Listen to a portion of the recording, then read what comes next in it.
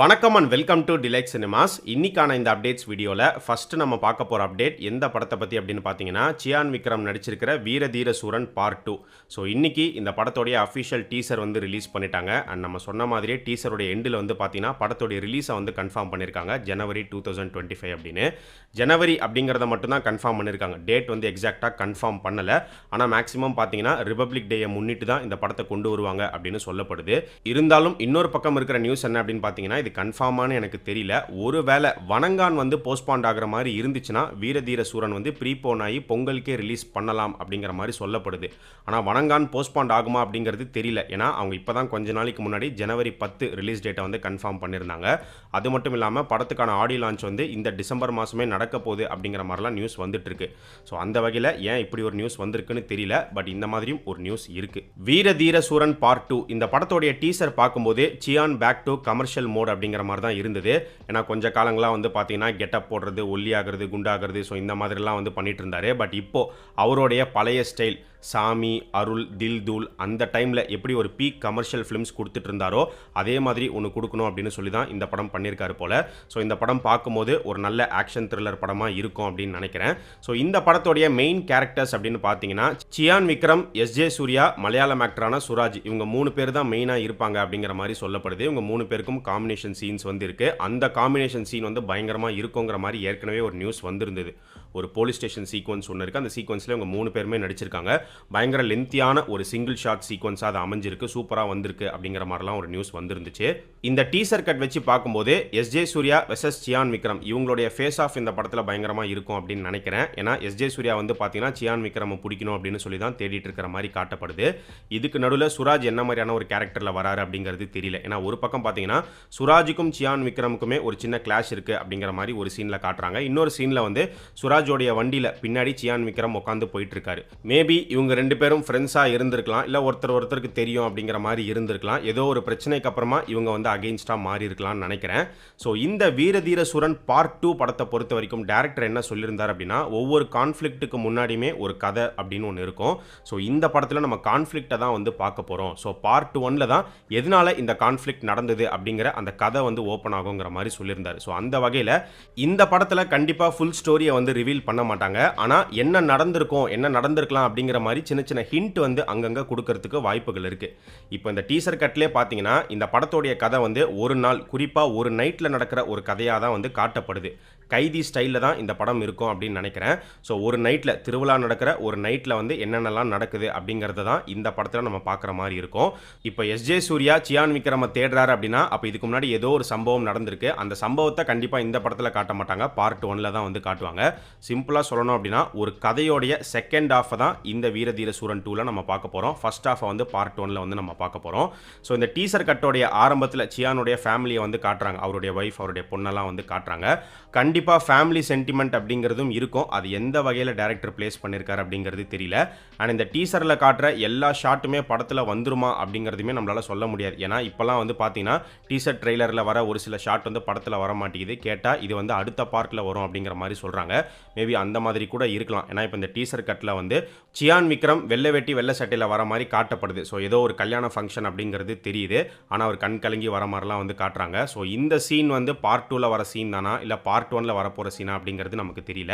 Wait பண்ணி பார்ப்போம். SJ Surya எடுத்துக்கிட்டோம் அப்படின்னா இதுக்கு முன்னாடி நானியோடைய சூர்யா சாட்டர்டே அந்த படத்தில் காப்பா நடிச்சிருந்தாரு. அதே மாதிரி மாநாடு படத்துலையுமே காப்பா நடிச்சிருப்பாரு.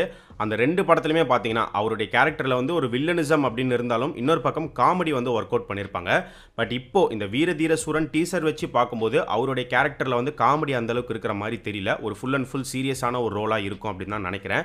மேபி அங்கங்கே ஒரு சின்ன டார்க் காமெடி மாதிரி வேணால் ட்ரை பண்ணியிருக்கலாம். ஸோ இந்த வீரதீர சூரன் பார்ட் 2 உடைய டீசர் நீங்கள் பார்த்துட்டீங்களா இல்லையா, எப்படி இருந்துச்சு அப்படிங்கிறத கமெண்ட் செக்ஷனில் சொல்லுங்கள். அடுத்து பார்த்தீங்கன்னா இன்னைக்கு ஒரு படத்தோடைய ட்ரெய்லர் கட் அஃபிஷியலாக ரிலீஸ் பண்ணிட்டாங்க. டேரக்டர் அட்லியோடைய தயாரிப்பில் தெரியோடைய ஹிந்தி ரீமேக் வெர்ஷனான Baby John. So Baby John வந்து இந்த மாதம் டிசம்பர் 5 தியேட்டர்ஸில் ரிலீஸ் ஆகுது. ஸோ ட்ரெய்லர் கட் பார்த்தோம் அப்படின்னா அப்படியே தெரிய படத்தை தான் ரீமேக் பண்ணியிருக்காங்க. ஆனால் கண்டிப்பாக ஒரு சில சேஞ்சஸ், எக்ஸ்ட்ராவாக சில விஷயங்கள்லாம் வந்து ஆட் பண்ணியிருக்காங்க. தெரி படத்தில் டேரக்டர் மகேந்திரன் அவர் தான் வில்லனாக நடிச்சிருப்பாரு. ஒரு சட்டிலான ஒரு வில்லனாக ப்ளே பண்ணியிருப்பாரு. பட் இந்த பேபி ஜான் படத்தில் பார்த்தீங்கன்னா ஜாக்கி ஷெராஃப் தான் மெயின் வில்லன். ஆனால் அவருடைய லுக் அண்ட் அப்பியரன்ஸ்லாம் வச்சு பார்க்கும்போது ஒரு தெலுங்கு படத்தோடைய வில்லன் ரோல் மாதிரி தான் இருக்கும் அப்படின்னு நினைக்கிறேன். அண்ட் இந்த பேபி ஜான் படத்தில் சல்மான் கான் கேமியோ பண்ண போறாரு அப்படிங்கிற நியூஸை ஏற்கனவே நம்ம சொல்லியிருந்தோம். தெரி படத்தில் பிரபு அவர் ப்ளே பண்ண அந்த காப் ரோலில் தான் சல்மான் கான் நடிக்கிறாரு.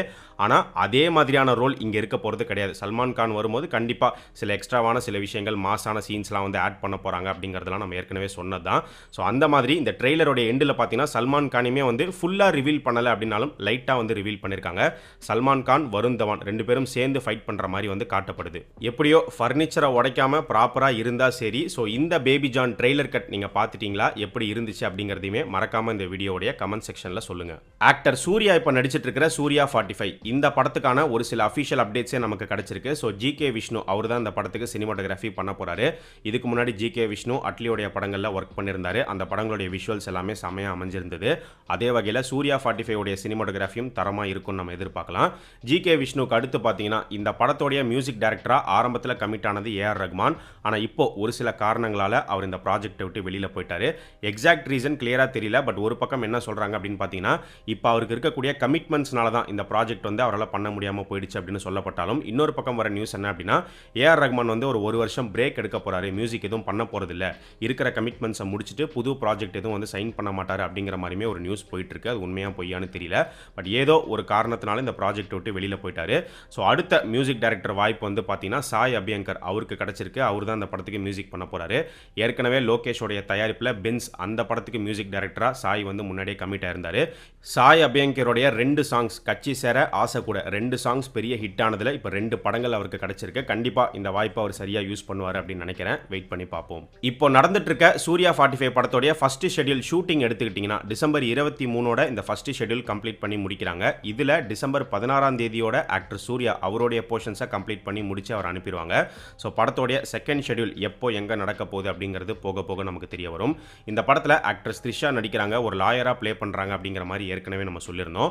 அவங்களுடைய கேரக்டரை பற்றி கிடைச்சிருக்கிற இன்னொரு அப்டேட் என்ன அப்படின்னு பார்த்தீங்கன்னா இந்த படத்தில் அவங்க சூர்யாவுக்கு ஜோடியா நடிக்கல அப்படின்னு சொல்றாங்க. அதாவது ஒரு ஹீரோயின் கேரக்டர் இம்பார்ட்டன்ஸ் உள்ள ஒரு ஹீரோயின் கேரக்டர் அப்படிங்கிற மாதிரி சொல்லியிருந்தோம். ஸோ ஒரு கேரக்டராக தான் வராங்களே தவிர ஒரு ஹீரோயினா ஒரு லவ் இன்ட்ரெஸ்டா அந்த மாதிரிலாம் அவங்களுடைய கேரக்டர் இந்த படத்தில் இருக்காது அப்படிங்கிற மாதிரி சொல்லப்படுது. சூப்பர் ஸ்டார் ரஜினிகாந்த் இப்போ நடிச்சிட்டு இருக்கிற கூலி படத்தோடைய ஷூட்டிங் எடுத்துக்கிட்டோம் அப்படின்னா இப்போ அடுத்த ஷெட்யூல் வந்து ஜெய்ப்பூரில் பிளான் பண்ணியிருக்காங்க. அந்த ஜெய்ப்பூர் ஷெட்யூலுக்காக சூப்பர் ஸ்டார் இங்கிருந்து கிளம்பி போயிட்டாரு.